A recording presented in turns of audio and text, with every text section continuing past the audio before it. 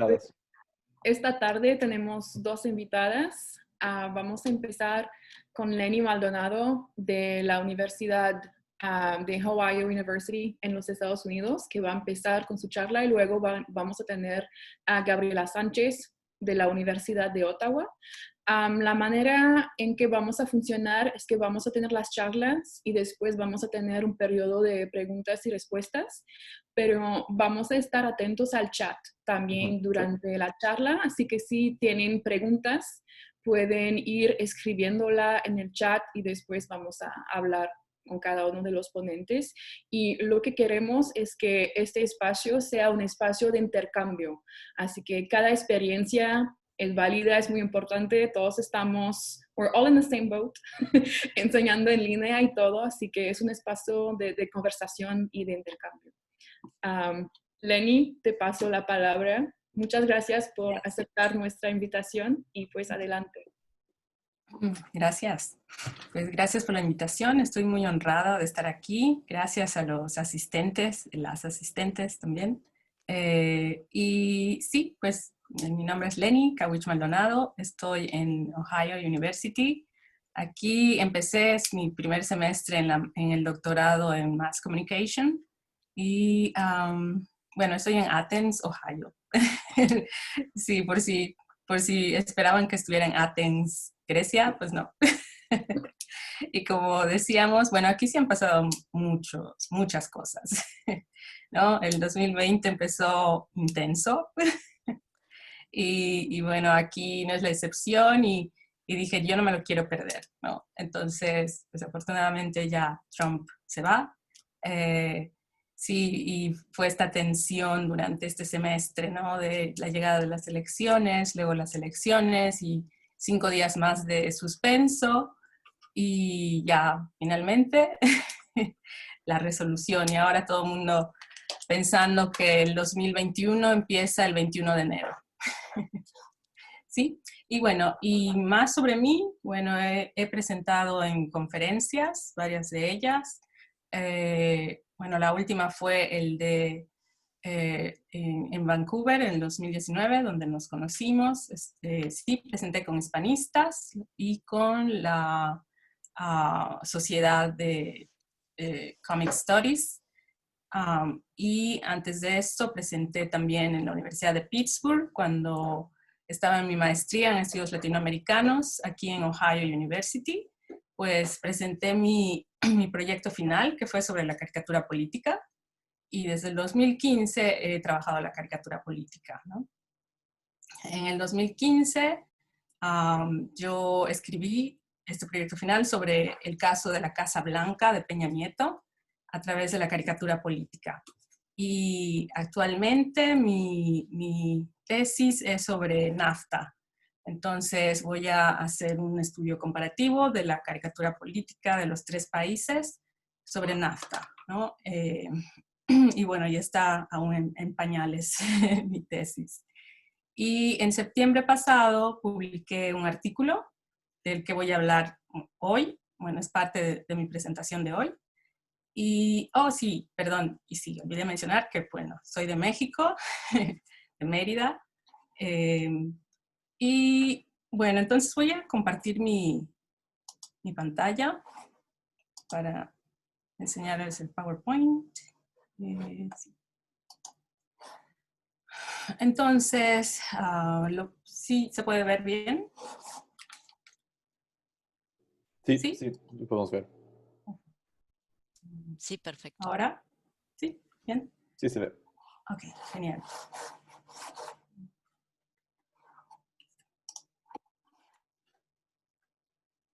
Ok.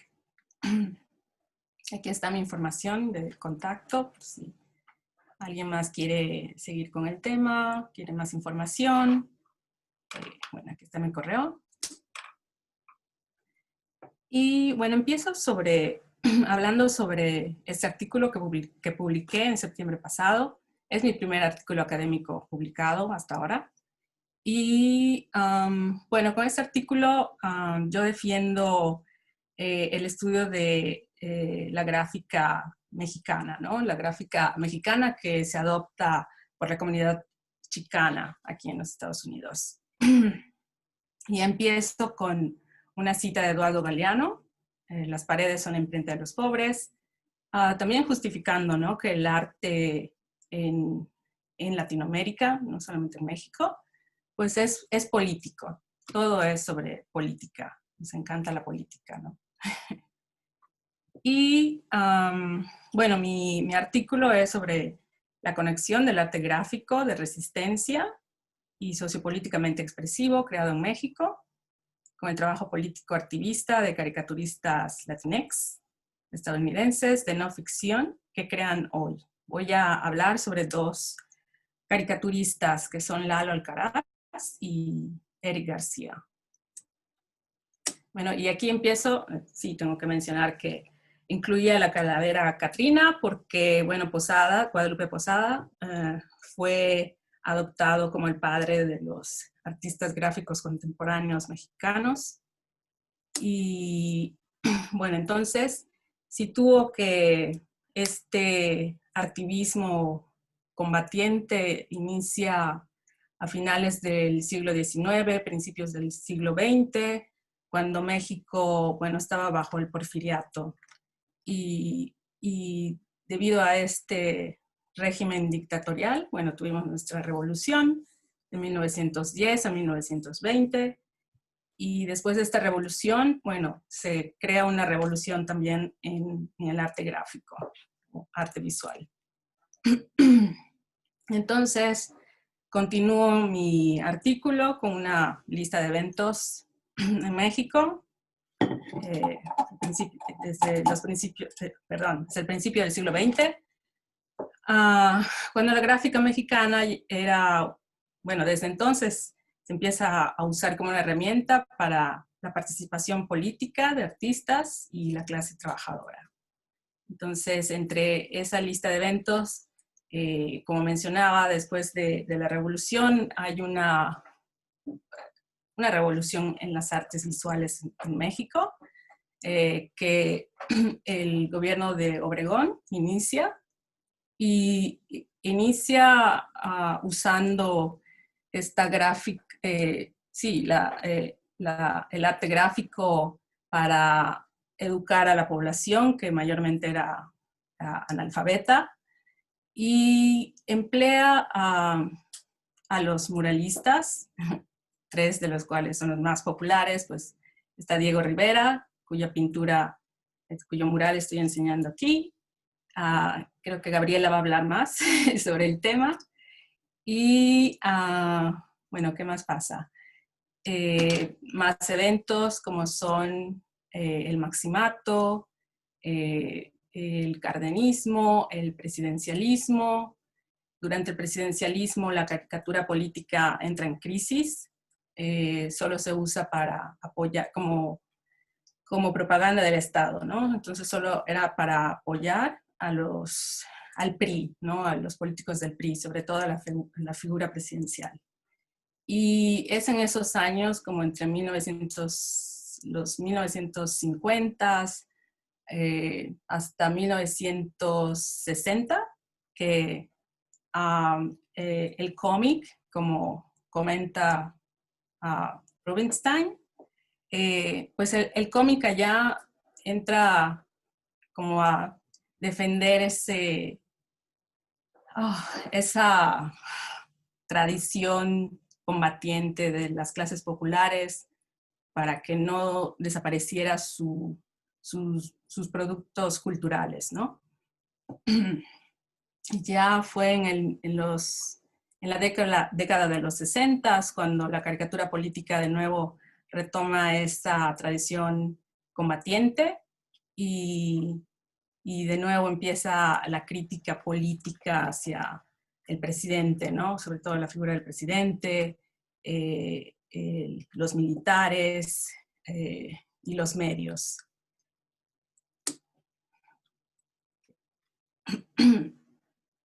Entonces, como comentaba, mi proyecto final para graduarme de la maestría en estudios latinoamericanos aquí en Ohio fue sobre la caricatura política. Entonces, voy a hacer un poquito de tiempo para tomar agua y para que ustedes lean esta caricatura que estoy compartiendo.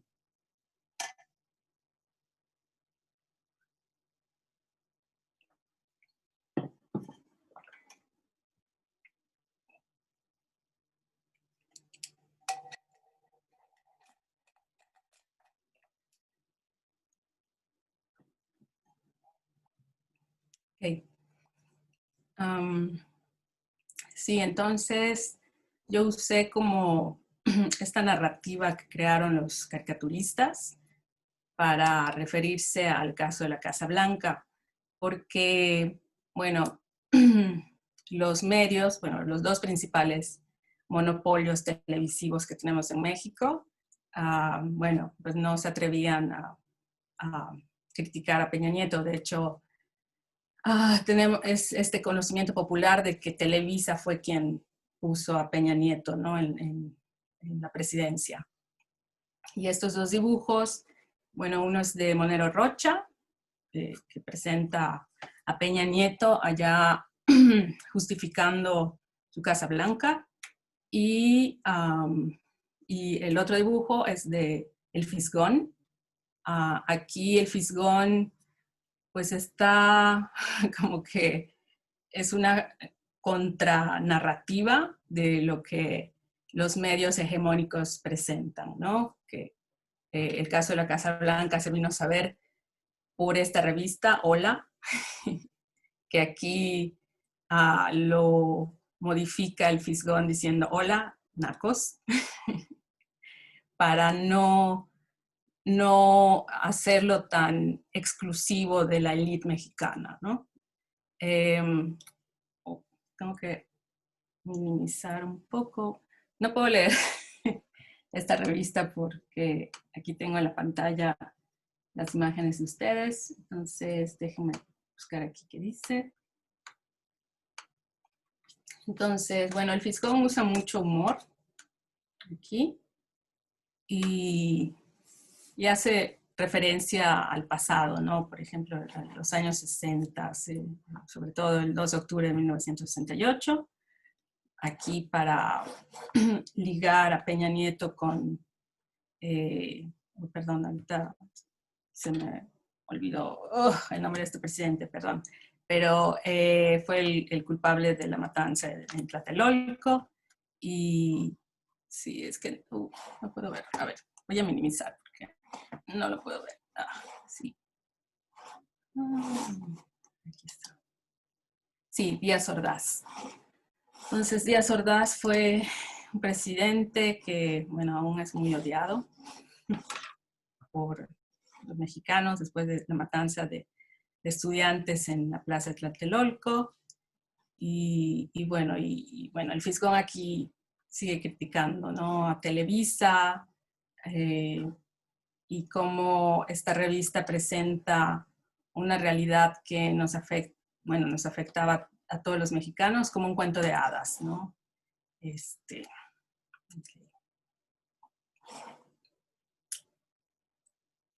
Y, bueno, más sobre mi trabajo, que, bueno, incluí entrevista con siete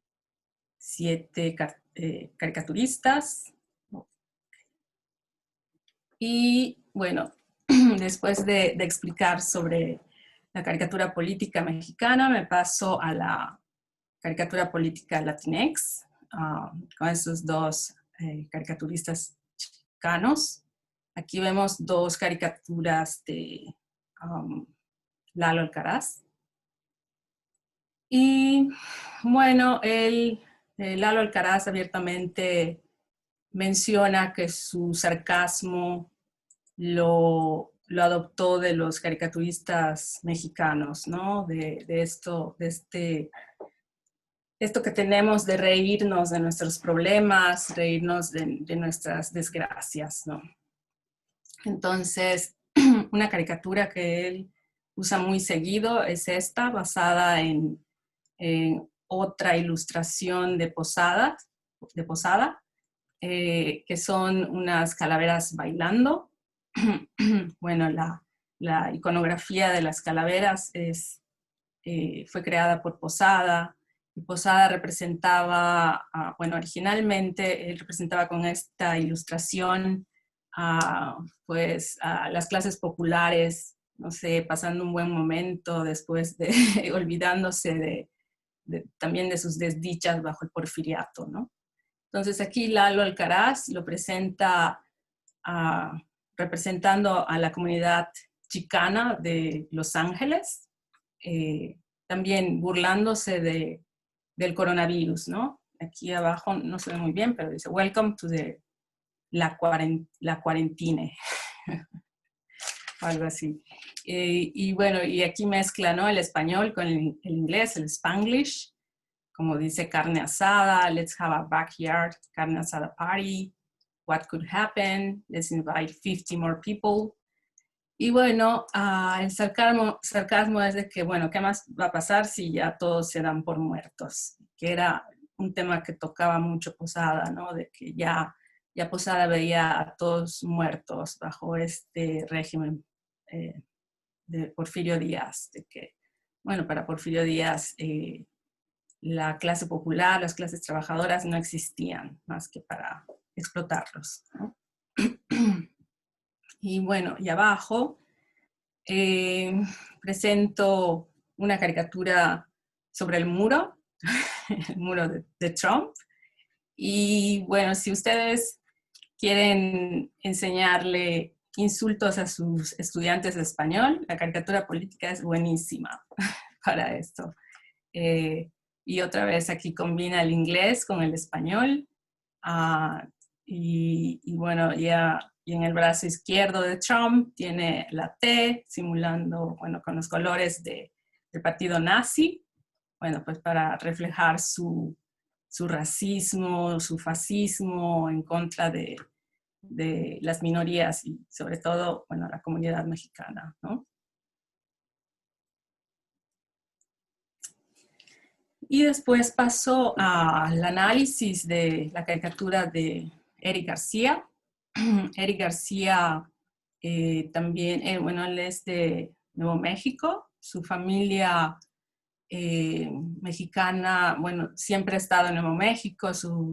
Sus ancestros vivían en Nuevo México cuando este estado se vuelve parte de Estados Unidos, ¿no?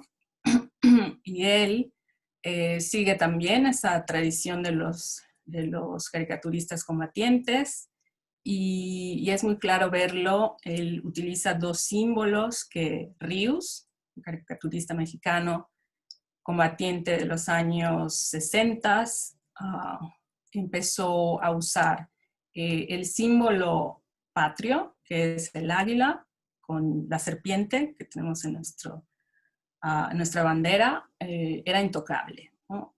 Rius, él orgullosamente decía, yo me atreví a tocar tres figuras intocables, que era la Virgen de Guadalupe, el presidente y el ejército. Y aquí, bueno, él relaciona directamente al ejército con la serpiente allá y un sombrerito. Este sombrerito es el tipo de sombrero que usaba el ejército en los años 60. Y con esa caricatura los culpa, ¿no? De esa matanza en Tlatelolco.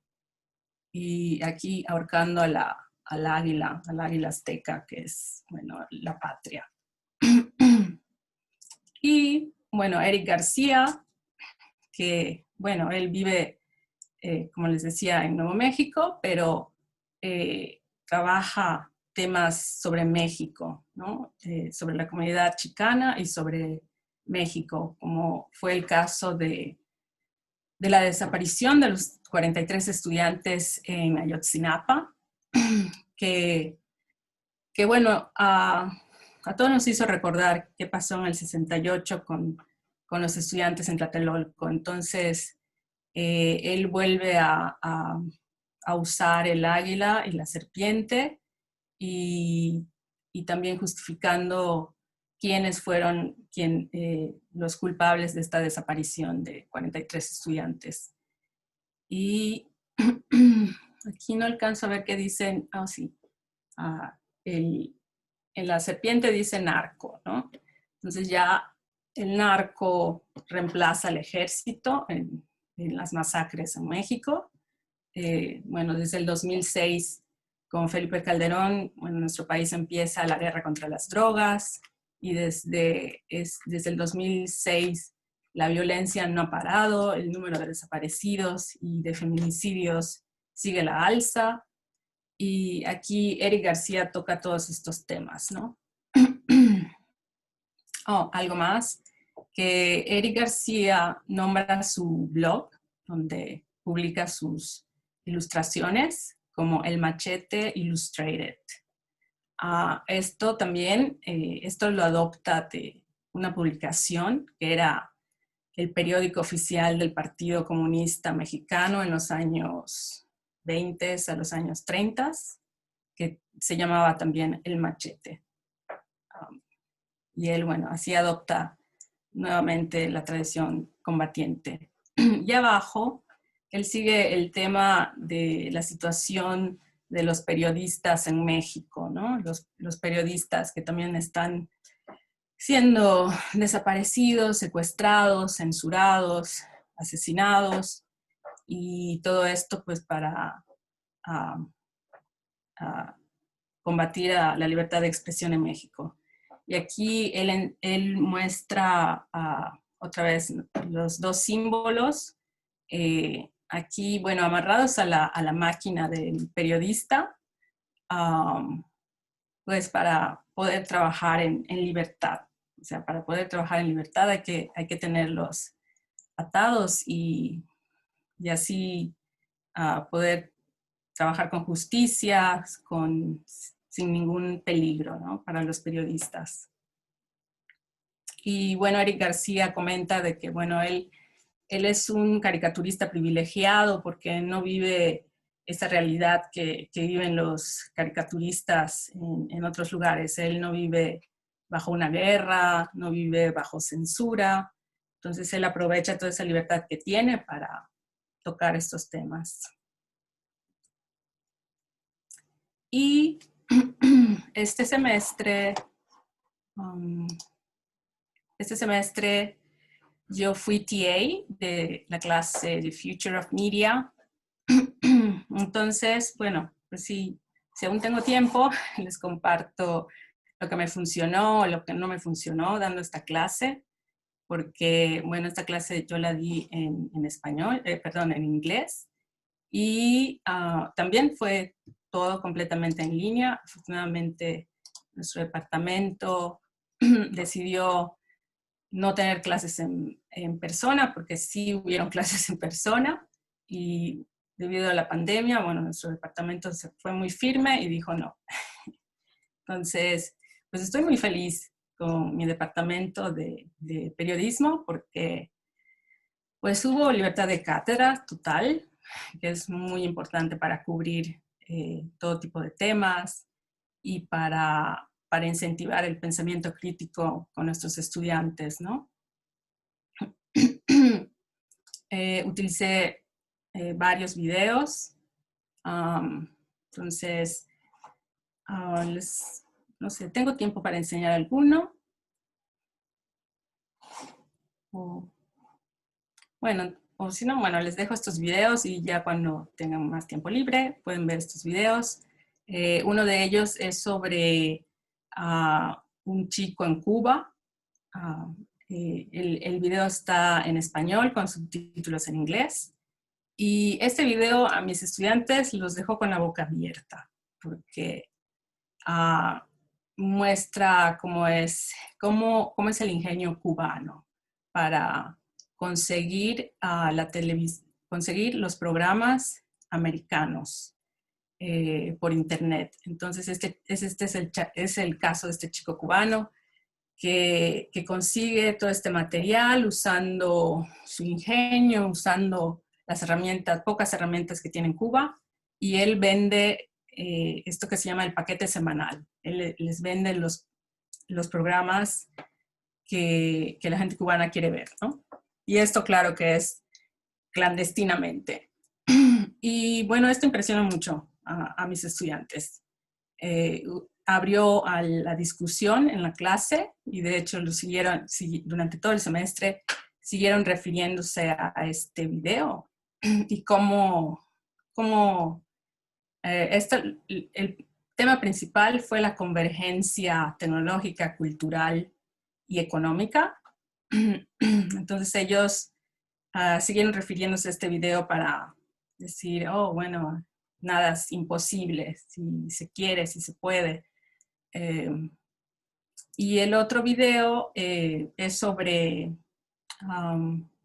sí, este video es nuevo. Entonces yo lo propongo también para abrir la discusión. Este video es sobre México, los feminicidios en México, la violencia en contra de las mujeres en México. Es un video muy breve. Se usan oraciones muy simples en español y es sobre sobre el significado de ser una mujer libre, ¿no? en México. También pues incentiva el pensamiento crítico, no es complicado, es fácil de entender. No sé, se pueden cubrir muchos objetivos con este video de las clases en español.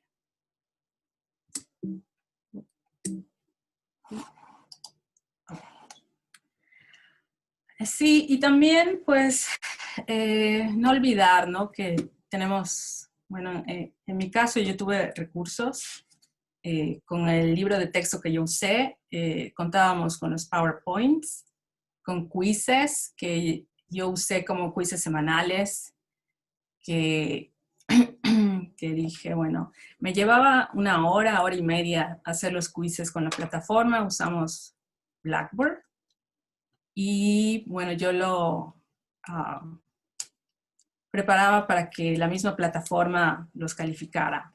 Entonces ya no tenía que pasar 3 horas calificando sus tareas. Estos quizzes eran antes de la clase, entonces de esa forma también los estudiantes tenían que leer sobre el capítulo que íbamos a discutir y que yo iba a presentar el lecture. Y bueno, me ahorró mucho tiempo, mucho esfuerzo y resultó mucho mejor que pedirles un ensayo antes de la clase, porque con el ensayo eran menos del 50% de los estudiantes que hacían la tarea. Con los quizzes era ya el 90-95% que hacían la tarea. Y siempre les proporcionaba a los estudiantes el IT Services, el email, siempre mencionaba, bueno, si tienes problemas técnicos, por favor, recurre a IT Services. E incluso yo también recurría a IT Services, fueron muy amables. Si ellos me enseñaron a cómo hacer estos quizzes y más información, ellos mismos me mandaban tutoriales y muy, muy amables.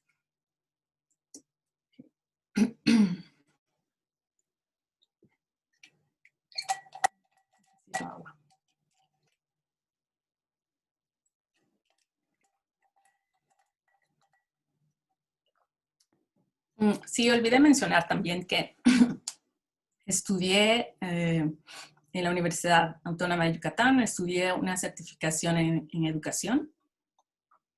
Y bueno, antes de trabajar con educación, yo trabajé 14 años dando clases de inglés en México y español, aquí en la Universidad de West Virginia. Aquí en Ohio no di clases de español, di clases sobre los estudios latinoamericanos, pero bueno, pues siempre me ha tocado experimentar la reacción de los estudiantes cuando les presentamos un contenido significativo contra algo muy, muy banal, ¿no? Entonces aquí les comparto un video sobre, es de Saturday Night Live, es en él, que usa mucho sarcasmo también, pueden ponérselos a sus estudiantes para hacerlos reír. También no hay que olvidar el humor. Aquí el humor durante este semestre fue muy difícil por toda la tensión que vivimos, la tensión del coronavirus, la tensión de las elecciones, la tensión de que la tecnología falla. Entonces, para romper ese hielo, sorprender a los estudiantes, pues presentarles algo así con humor, que, perder la seriedad, ¿no? Entonces aquí les comparto uno y bueno. También cuando he dado clases de español, siempre procuro presentarles la realidad en nuestros países, porque ellos llegan a México. También me tocó dar clases en México a estudiantes de Study Abroad de Estados Unidos, y ellos llegaban y esperaban de que fuera como Cancún, ¿no? Fuera su spring break, y de que solo eran bares y fiestas. Entonces dije, no, esto no es así, ¿no? Entonces, y siempre peleando con que no esperaran estos estereotipos que ellos tienen en los medios aquí. También siempre procuro ligar, ¿no? Su realidad sociopolítica al de Latinoamérica.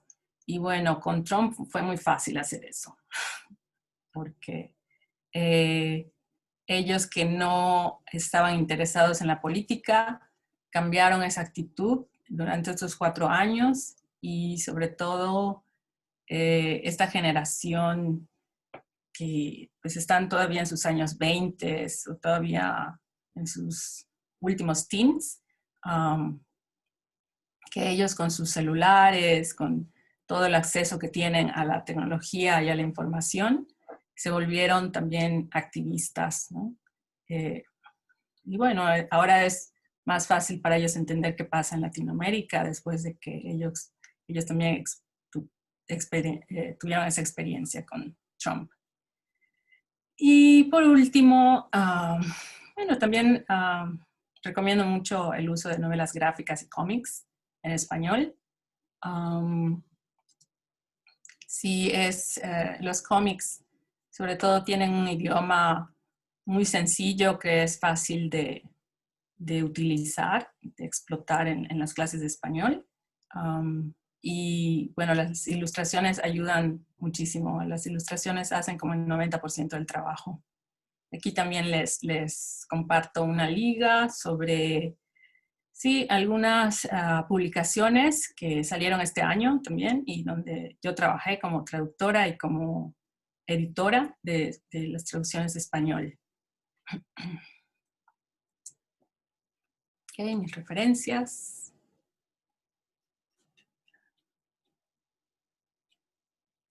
Y ya. Espero no haber olvidado nada, espero no haberme pasado de tiempo. Gracias. Muchas gracias, Lenny. Entonces, ahora vamos a pasar a Gabriela Sánchez de la Universidad de Ottawa, y vamos a tener la charla de 20 minutos y después vamos a abrir un espacio de conversación para que hagan preguntas a las dos ponentes.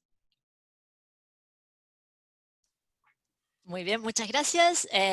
Gracias sobre todo a la asociación por invitarme. Gracias a Lenny por compartir el espacio. Tenemos muchas cosas en común. Y bueno, simplemente para contarles un poquito que estudio en la Universidad de Ottawa. Estoy casi en las últimas partes de mi doctorado. Mi especialidad es sobre todo el arte visual, específicamente muralismo, y trabajo desde una concepción del muralismo como una de las fuertes y poderosas manifestaciones del patrimonio. Así que después les voy a contar un poquito acerca de mi investigación, y les preparé una presentación creo que bastante simple, porque la idea es un poco que todos podamos reflexionar un poquito. Esa era la idea inicial justamente cuando nos convocaron de la asociación para hablar un poquito de qué sucede con toda esta nueva realidad y cómo nosotros como académicos, como estudiantes, como investigadores, como profesores, cómo todo eso ha implicado un cambio importante, y un cambio importante que entra en varias áreas de nuestra vida y que por lo tanto creo que es interesante tener en cuenta algunas de las cosas, ¿no? Y sobre todo mi presentación tiende a que pensemos juntos. La idea es que cuáles son mis inquietudes frente a todas estas nuevas realidades y entre ellas, bueno, elegí algunos puntos que para mi entender nos afectan en esta tarea de enseñar o en esta tarea de aprender. Y entre ellas creo que una de las más importantes es el entorno, ¿no? Y el entorno nos ha un poco presionado a través de esta nueva realidad y de la pandemia específicamente a incorporar tecnología. Y la pregunta fue cuando tuvimos que incorporar tecnología, ¿qué era lo que teníamos que hacer, ¿no? Y creo que todos pensamos cuáles iban a ser esos recursos que íbamos a implementar. Y traigo una cita que creo que nos toca un poco a todos, que cuando enseñamos en el entorno virtual, lo que yo creo que se debe hacer y pensar es que tanto a la hora de planificar como a la hora de evaluar una actividad de e-learning, o sea, de enseñanza en línea, los criterios deben o deberían primar, ¿no? Que son, sobre todo, que sean educativos, ¿sí? Y que sean educativos significa que nosotros seamos conscientes, y por eso me gusta mucho y les recomiendo el libro de Gabriel Kaplun, que es un investigador del Uruguay, Aprender y enseñar en tiempos de Internet. Es un libro que estuvo diseñado mucho antes que la pandemia, así que nos plantea algunas cosas que a veces en toda esta velocidad que tenemos que tener para reaccionar, perdemos de vista, ¿no? Y creo que son fundamentales. Entonces, cuando miramos el entorno, nos preguntamos, bueno, ¿enseñamos para qué? ¿No? ¿Para quién estamos enseñando? Y sobre todo, ¿para que aprendan qué? ¿No? Creo que esas preguntas, nosotros siempre decimos, bueno, nosotros enseñamos para los estudiantes, pero también nosotros estamos aprendiendo, ¿no?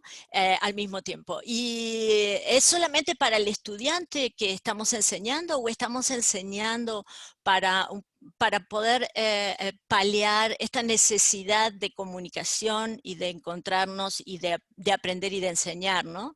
Y muchas veces decimos que lo que queremos es que aprendan algo específico.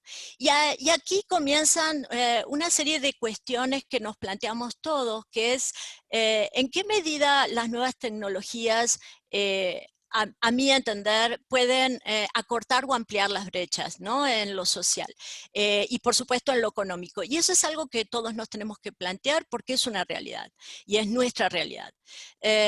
Otra de las cosas que sucede con la incorporación de la tecnología es que algunas herramientas tecnológicas nosotros sentimos que son una amenaza que cierran puestos de trabajo, ¿sí? Y en lo académico esto se ha visto, es una realidad y creo que es un tema también a discutir o a pensar. Y entonces, en toda esta situación, la pregunta es, entonces, qué tipo de competencias estamos ayudando a desarrollar, ¿no?, en los alumnos. Y qué competencias estamos desarrollando nosotros también. Porque no nos olvidemos que un verdadero proceso de enseñanza-aprendizaje es mutuo.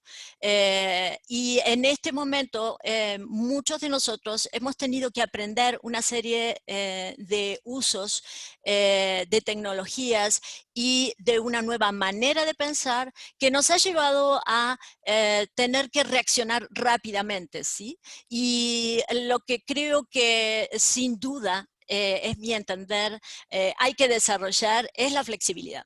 Y la flexibilidad tiene que ver, para mí, básicamente, con establecer conceptos ligados al pensamiento crítico. El pensamiento crítico es una forma de pensar que nos es útil en todos los campos y frente a todo momento.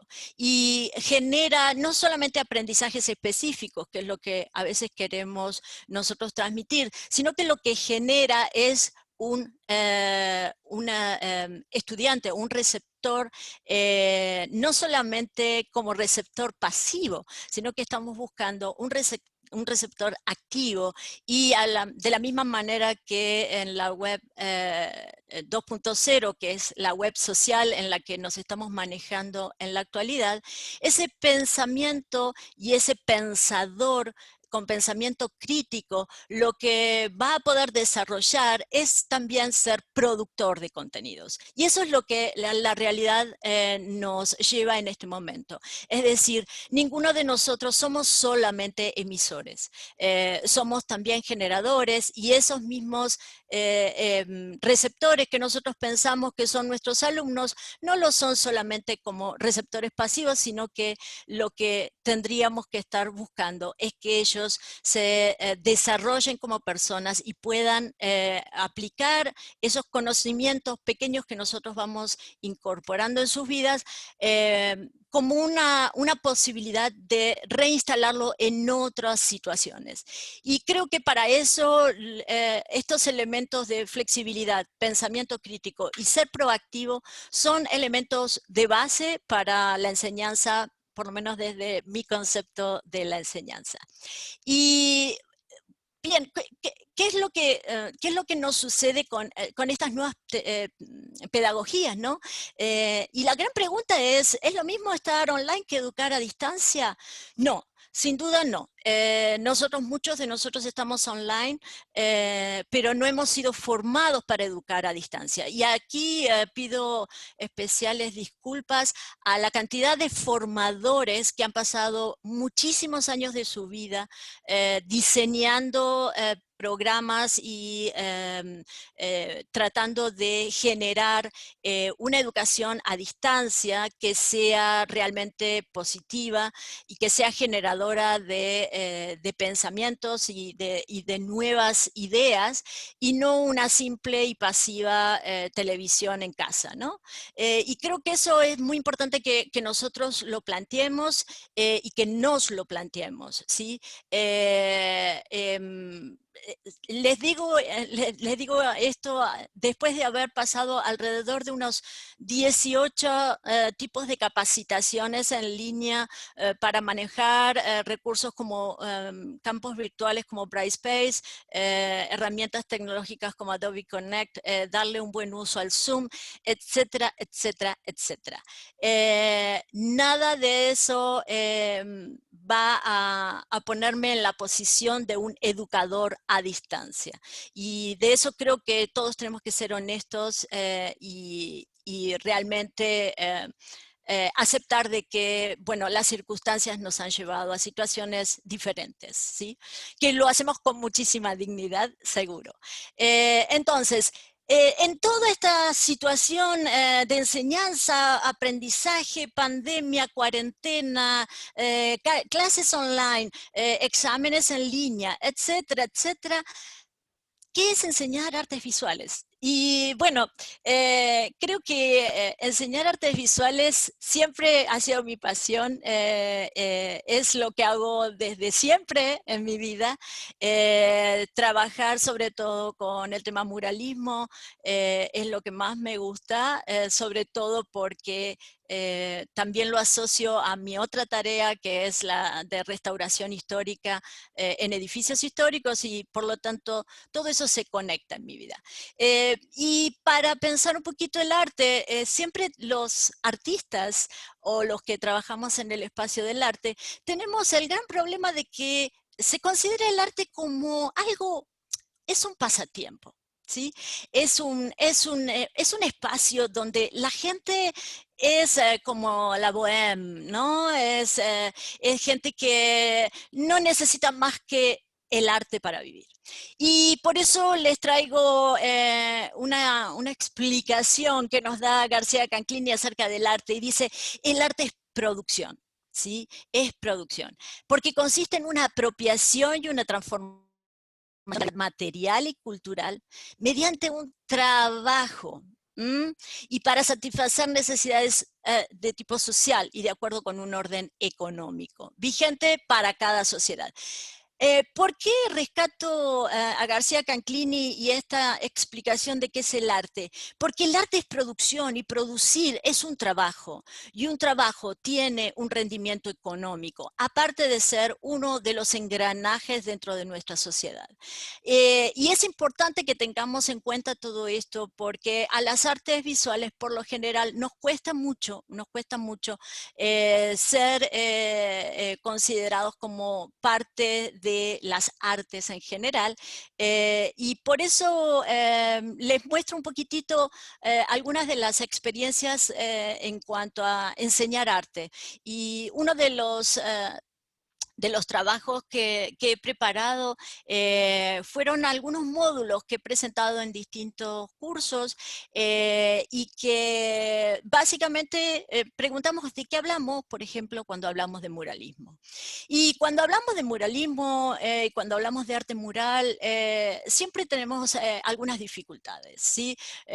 Un poco nos contó Leni lo que pasó con el muralismo, y cómo el muralismo está asociado a México solamente, y mil disculpas Leni, pero no es solamente de México. Sin duda ha tenido un movimiento que ha circulado por toda América, y especialmente también en Norteamérica, así que sin duda ha sido el origen.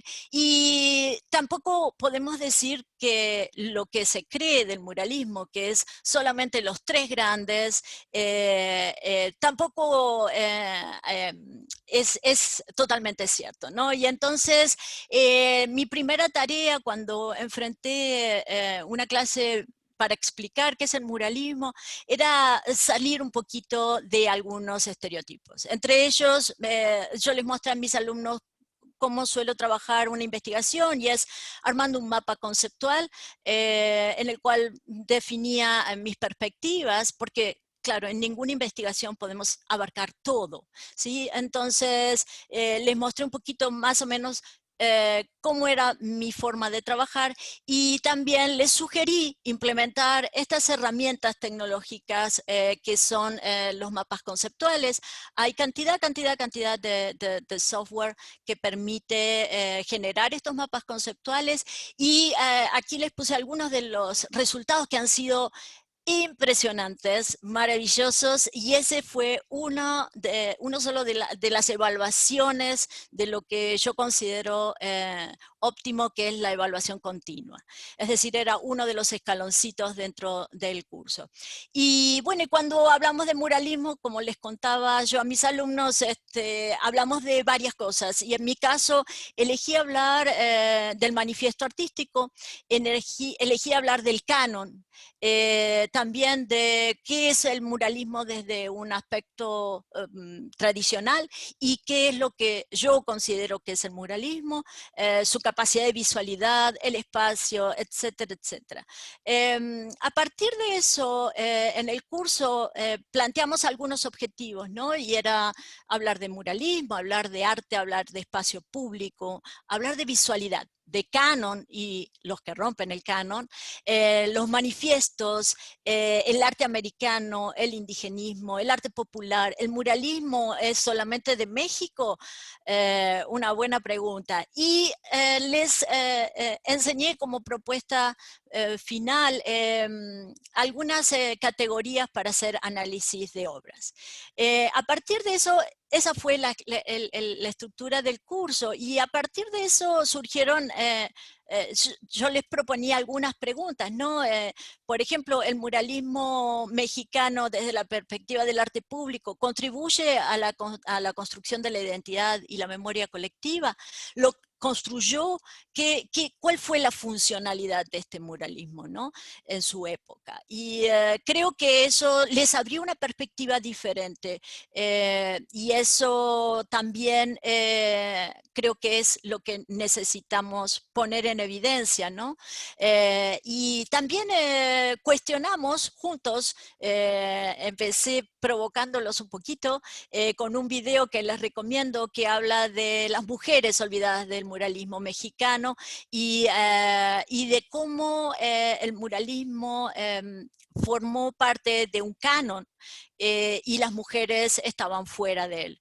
Y cuál es mi opinión de cómo se puede romper ese canon, ¿no? Y esa línea de prejuicios. También una de las preguntas es en qué medida está sujeto el arte a los vaivenes de las políticas locales, ¿no? Son todos estos los factores, digamos, que ordenan la producción del arte. ¿Qué pasa con el arte y la política, ¿no? Y un poco también, como dice Lenny, para abrirles un poco la perspectiva a la capacidad política que tiene el arte, y que mismo cuando los artistas dicen que son apolíticos, sabemos que ser apolítico es tomar una postura política. Así que finalmente creo que en el fondo lo que más me gusta honestamente es provocar, y provocar este tipo de pensamientos un poco que rompen las estructuras y los prejuicios, porque si nosotros ponemos en Google muralismo, lo que nos va a salir es muralismo mexicano, y lo que nos van a salir son los tres grandes. Y entonces mi pregunta y mi propuesta, que tiene que ver también con mi tesis, es cómo hacemos para romper todos esos prejuicios, cómo hacemos para cambiar de a poquito quién cuenta la historia y cómo la cuenta, ¿no? Y frente a esto, bueno, los alumnos recibían una serie de material, por ejemplo, definiciones de canon. Les estoy resumiendo mucho el curso, pero el curso en sí es un concepto de flip class, es decir, que ellos reciben el material antes de la clase y tienen que llegar a la clase ya con el material trabajado. Esto permite que ellos tengan tiempo de elaborarlo y que tengan tiempo de pensar qué es lo que están leyendo, qué es lo que con qué se van a quedar de esa lectura, y también qué es lo que me van a cuestionar a mí cuando yo presente esos temas, ¿no? Y bueno, por supuesto, para mí hablar de muralismo es hablar de manifiesto. El manifiesto artístico es la expresión textual de una política del arte, y creo que es indispensable hacer la lectura y hacer la lectura con profundidad. También creo que otro de los factores importantes es estimular a los alumnos en cada una de esas evaluaciones para hacer del curso algo realmente interesante para ellos. La evaluación no es, como siempre yo les digo, no es para mí. No es para mí, la evaluación es para ellos, es para saber en qué situación están, y la evaluación debería ser una situación grata, porque debería ser la forma de entender que estamos cambiando nuestra estructura de pensamiento. Y para eso bueno, como les decía, uno de los elementos fue el mapa conceptual individual y por supuesto la clase posterior a la entrega de los mapas conceptuales hubo una felicitación para todos porque realmente habían hecho una producción excelente y eso también hay que tenerlo en cuenta, el gratificar al alumno, porque si bien es su obligación aprender, decimos nosotros, es también su responsabilidad y es también una buena manera de nuestra parte el poder gratificarlos y hacerlos sentir cómodos con esas nuevas incorporaciones que están haciendo. Y la evaluación tiene que permitir eso. También les enseñé a utilizar una planilla de Excel simple para poder comenzar a armar nuestro glosario. El glosario de temas lo íbamos generando en el curso y esa planilla de Excel les enseñé la forma básica en la cual uno puede recopilar datos o data y cómo hacer para hacer cuadros de doble entrada, como en este caso, que luego se generan un glosario dentro en nuestro caso, el campo virtual de Brightspace. Finalmente, y para resumirles un poquitito, les muestro un poquito cómo todo eso se traduce en mi tesis doctoral, que ahí va avanzando paralelamente. Va a ser la primera tesis híbrida del departamento, es decir, que tiene un componente tradicional y un componente de Digital Humanities. Y un poco para mostrarles esto de los mapas conceptuales, rápidamente cómo es que está armado el esquema de mi investigación. Le muestro un poquito algunas de mis gráficos. Básicamente yo parto de una metodología de análisis para mis obras. Utilizo el análisis crítico de Rose y sobre todo de Abril. Y son dos teóricos que me ayudan muchísimo a hacer estos análisis. Esta metodología de análisis es la misma que utilizo luego para hacer la visualización en Digital Humanities. En mi tesis yo trabajo dos grandes instancias porque trabajo las obras en su lugar original. Tengo 4 obras de 4 artistas muralistas latinoamericanos de 2 periodos diferentes.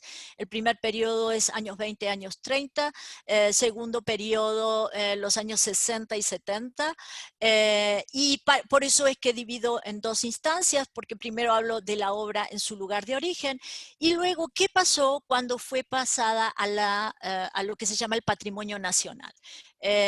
Y entonces este proceso que se llama patrimonialización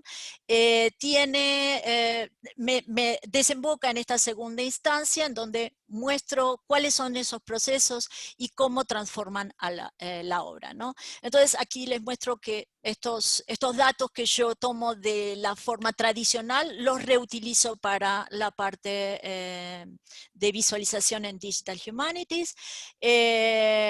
Como les contaba, la realidad es que cuando uno enfrenta, y ahora voy a hacer una pequeña, a ver, ahí está, un pequeño cambio en mi imagen. Y les quiero mostrar un poco... les voy a mostrar un poco el atrás de escena de la parte de Digital Humanities, porque todavía no está publicada, por supuesto, porque todavía está en proceso. Si me viera mi director diría, ya es hora, Gabriela, de que esto avance, así que lo asumo. A ver... entonces les decía, les muestro un poquitito, yo trabajo con un sistema que se llama Omeka. Omeka tiene la posibilidad de generar no solamente ítems, que ahora les cuento rápidamente de qué se trata, sino que también tiene la posibilidad de permitir visualizar. Y eso es algo importantísimo en mi tesis. Les muestro un poquito el atrás de escena y el adelante de escena. Adelante de escena lo que se ve es, por ejemplo, algunas obras en particular, las cuales se catalogan, como yo les contaba que habíamos hecho una práctica con los alumnos, se catalogan como ítems. Esos ítems, por supuesto, tienen, en mi caso, referencias gráficas directas y a su vez lo que tiene de interesante Digital Humanities o cómo lo trabajo yo es que puedo hacer una geolocalización, puedo hacer una geolocalización de mis obras, es decir, yo puedo abrir y tener a los actores de estas obras, en este caso uno de los artistas, Castañino, y también puedo ubicarlo geográficamente y volver al ítem para volver a tener toda la información. Esto que les estoy mostrando es la parte de atrás, aquí es donde yo trabajo, es la cocina de las Digital Humanities, y también tengo generándose aún algunos recursos externos como son, por ejemplo, recursos de geolocalización activa en la cual nosotros podemos ir ubicando en el mapa distintas trayectorias. Súper importante en mi tesis porque justamente hablo del movimiento de las obras. Así que eso para contarles un poco qué pasa con las Digital Humanities y cómo ven, cómo una investigación de tipo tradicional puede ser llevada adelante en una forma también digital, y cómo la herramienta finalmente, y creo que esto es lo que más quiero rescatar del tema de las herramientas, es el hecho de que seamos conscientes de que son herramientas, ¿sí? No son el hecho en sí mismo, tiene que ser un medio para nosotros, no es el fin. Así que, nada, creo que fui un poquito rápido, espero que se haya entendido y nada, estoy abierta a todas las preguntas y inquietudes. Si quieren podemos volver a las preguntas que planteé en la presentación, que creo que son para hacernos todos. Muchas gracias, Gabriela. Entonces veo que la profesora Defis tiene una pregunta, así que si quiere utilizar su micrófono, adelante.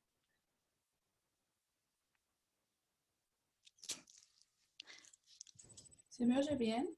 Sí. Ah, bueno, entonces no me pongo los que estaba buscando. Bueno, muchas gracias a las dos, porque yo, ya verán mis canas, estoy en mi final de carrera. Yo también las tengo. Empezaron. Y efectivamente yo soy una profesora de literatura muy tradicional, formada todavía en lo que era el estructuralismo y todas sus circunstancias, que son todavía útiles, desde luego. Ahí veo a May, que me da mucha alegría verla. Hola, May. Bueno, a ver, Eleni, fíjate que te agradezco porque he aprendido una nueva palabra, ¿sabes? Como los niños que aprenden una nueva palabra cada día, que es el activista. Yo digo, ¿pero de qué estamos hablando? ¿Qué es esto? Entonces, mientras hablaba me fui y busqué la definición y efectivamente es una especie de neologismo que mezcla los términos artista y activista. Y por esos azares de la vida, porque, bueno, yo trabajo desde hace muchos años en el tema de la memoria histórica, particularmente en la novela argentina postdictatorial, o sea, después de la última dictadura militar.